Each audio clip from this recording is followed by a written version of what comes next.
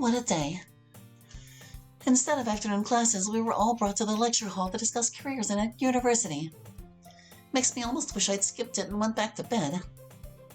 No, it's not strictly true. Nah, not in the slightest. I got to sit next to Sayori.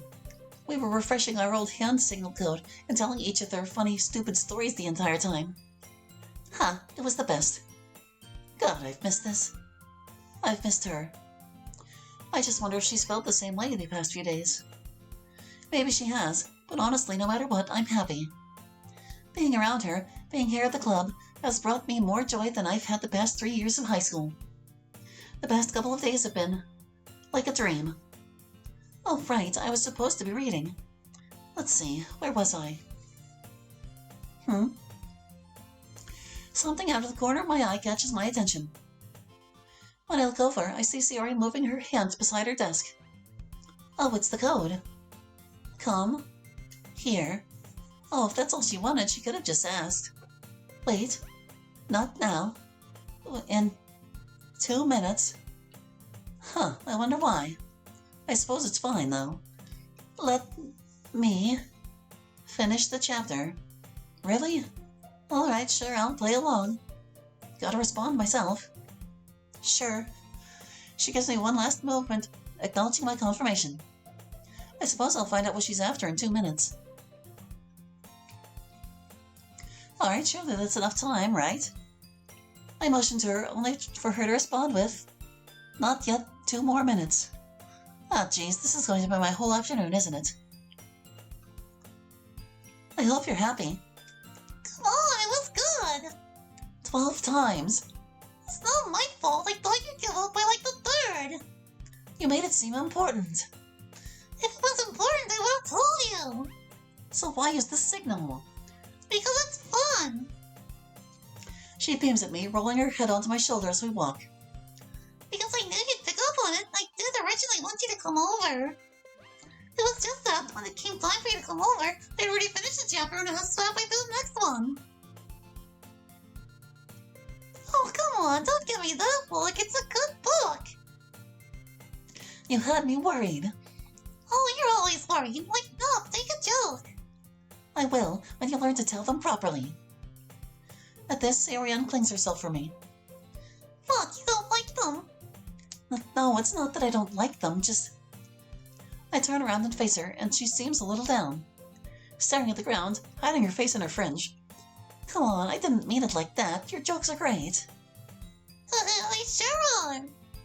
Did she just guilt-tripped me. That's rude. I don't know how I feel about that. Has Sayori always been... No, she can't have. She's better than that. Right? Oh, don't be so sour. I won. Just admit it. That's not... Does she not realize she did it?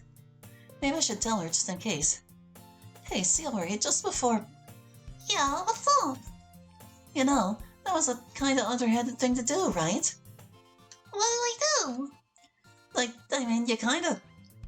Something about it feels wrong, like I'm ruining her innocence.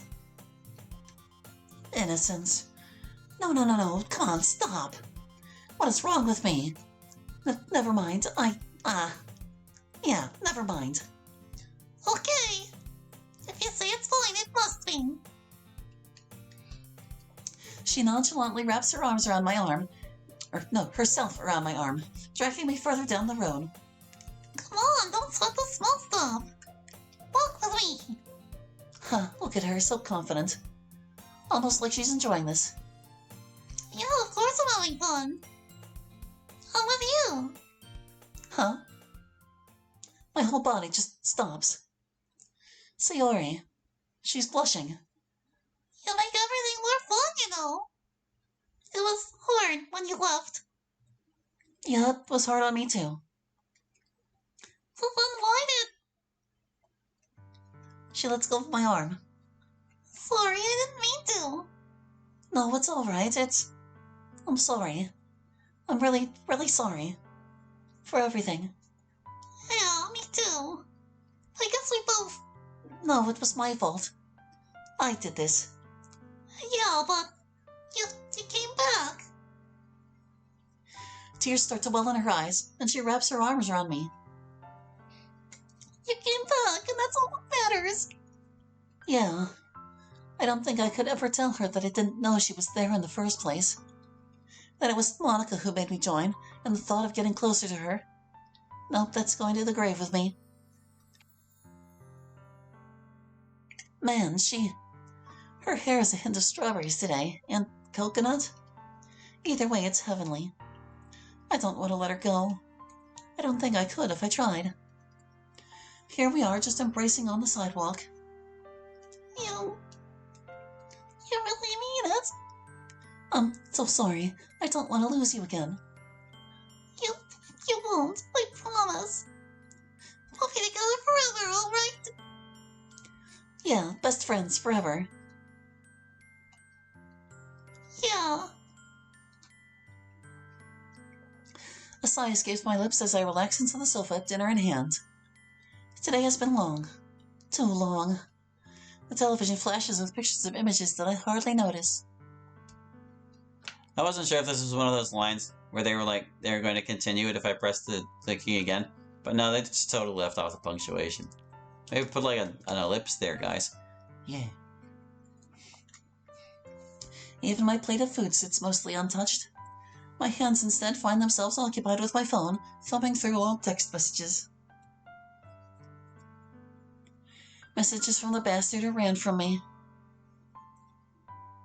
Messages from the witch who abandoned me. And messages from the girl who I had dreamed of spending the rest of my life with. My gut tears at me as I finally open the messages left on read for 5 years. Or left on read. Read. I left her on read. What the fuck is wrong with me? Look at this. She was trying to check up on me and trying to help. And all I could do was ignore her. Standing up, I pocket my phone, picking up the meal and walking back to the kitchen. If I'm not going to eat it, I can at least turn it into lunch for tomorrow. Coward. The day and its labors may be over and done with, but I'm still far from my own point of closure, let alone sleep's grasp. Even as I lie here in my comfortable bed, in my darkened room, the moon's gentle glow providing sole illumination, the wind whispering conspiratorially through the leaves of the trees outside my window, conditions that usually spell a surefire recipe for instant slumber. Not this time, however. My mind is wide awake, firing on all cylinders. The cinema of my memory playing and replaying that special moment Sarah and I shared on the sidewalk, with special emphasis on the warmth of her embrace, the feel of her skin against mine, that startling, intoxicating new fragrance of her hair. I shouldn't, especially not after previously contemplating the innocence and wholesomeness of my childhood friend. Not to mention the potential of it being irrevocably sullied. But the avocation is so very strong. My flesh is all too weak. I grit my teeth and pass one hand wearily over my face. Dear Lord, I'm so pathetic. The conflicting emotions within me build to an intense pitch, their friction giving rise to a feverish heat, spreading within my chest, spreading outwards and below, heavenly reminiscence now giving way to hellfire. Gonna crank the AC, which in the event does absolutely jack all. Nor does me doffing my pajama top, or tossing and turning restlessly in a desperate bid to cool off. Perhaps an extinguisher? I pull one of my pillows over my head, attempting to block the scandalous thoughts that are flowing through unbidden. Then, all of a sudden, that incomparable odor of strawberry and coconut intensifies, to a level far stronger than a mere recollection could grant my senses. Sayori, how the devil? My words trail off into stupefied silence as I behold her emerging from under the covers as if by magic. Or rather, witchcraft.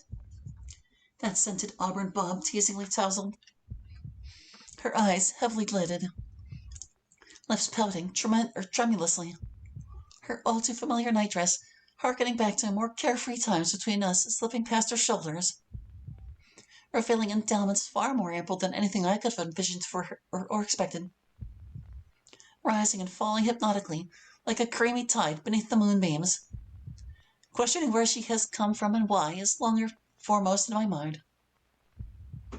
Not while she lies here before me, so irresistibly presented.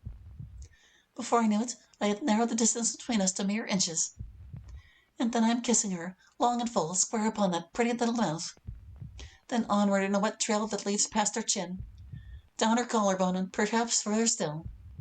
She goes limp in my arms as they land home, hard enough to leave marks upon her previously flawless skin, flags of conquest upon terra incognita.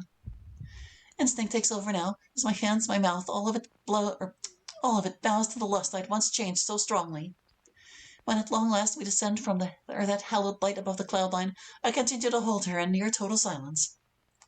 Floating, trance-like, in that blissful post-climactic state, my contentment manifests into words, which spill freely from me as my passion did but minutes earlier. This is all I've ever wanted. You're all I've ever wanted. You're mine, Sayori, and always will be. No response to my desirous declaration is forthcoming. Giving me pause, for her face is abashed. Not necessarily surprising, given how vigorously we exerted ourselves, but astonished I still am regardless. My eyes meet nothing but rumpled bedding. My words echo through an empty room. And what I am clasping against me, like all the gold in the world, no way, is not but my saliva-stained pillow. I sit bolt upright, casting frantically about me, staring disbelievingly, jaw slack, beholding no evidence whatsoever that I was anything but alone. No evidence apart from... Hold the phone. Hold on a goddamn minute. Surely my nose doesn't deceive me. Surely that's the faint lingering smell of fruit. But even as I think I discern it, it too is gone, like dust in the breeze. Outside, morning stars are faintly visible in the east, the Milky Way is moving to the west. Distant thunder is rumbling, and the clickety-clack of a train barreling down the railroad tracks rises above its base in a metallic staccato. Sinking back down onto my bed in utter confusion, I ask myself, what in the blue blazes just happened? God, I'm thirsty. No, there's no way. I couldn't have. That's heinous. No punctuation. Abominable. Oh, God, what have I done? It was just a dream yet. Gazing down at my hands, I see them shaking. No. How could I? Sayori.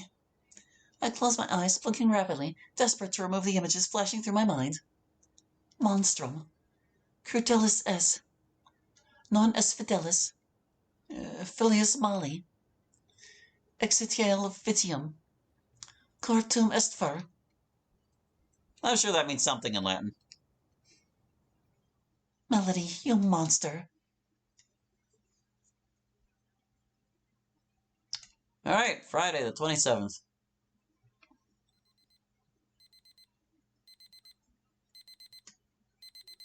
I don't deserve to get up. I don't deserve to get up. I don't deserve to get up. Not after what I've done. How could I? Sayori. She trusted me. And I betrayed that trust. I did the unthinkable. No. Why? Why did I do that? Why did I allow myself to... Ugh. Forcing myself upright, I glanced down at my hands. Still shaking. No, quivering. What have I done? Sayori. What do I say? What can I say to make it... No, after that, there is nothing. I can't. I don't think I'll be able to look her in the eyes, not after that. What the hell have I done? I let my thoughts get a hold of me, and it manifested into that dream. Arg. I dropped my fist into the bed before collapsing back onto it. Damn it. It's not that big of a deal, right? I mean, I don't think I'll ever be able to look at her the same way, but... If I keep my mouth shut, she won't find out. I'll just have to live with myself. You know, if the past 5 years... Pardon me. If the past 5 years have taught me anything, it's this. I never was able to get her off my mind. She was always there, supporting me from the sidelines. I saw her there, maybe not the loudest cheer, but she was there. She always spared time for me, even if she couldn't talk to me. And what have I done? This. I treated my best friend like an object. It's not like I'm planning on remaining celibate or anything, it's that I can't think of her that way. I've known her my whole life. It's unthinkable that we'd be together like that. As much as I wish for it, I need to stop projecting my fantasies onto her. I need to take a step back and look at it logically. Sayori means the world to me. She always has. But I can't let my feelings get in the way of our friendship. Right? She'll never return these feelings, so it's best to lock them away and never think about them again. Yeah, take this as a lesson. A lesson in control. Sayori, I'm sorry. I won't ever let it happen again. I'm sorry, Sayori. I can't wait for you today. It would be too much. Best get to school before the Jershi catches me. As I trudge off down the road, head hung in shame, I hear a sound behind me.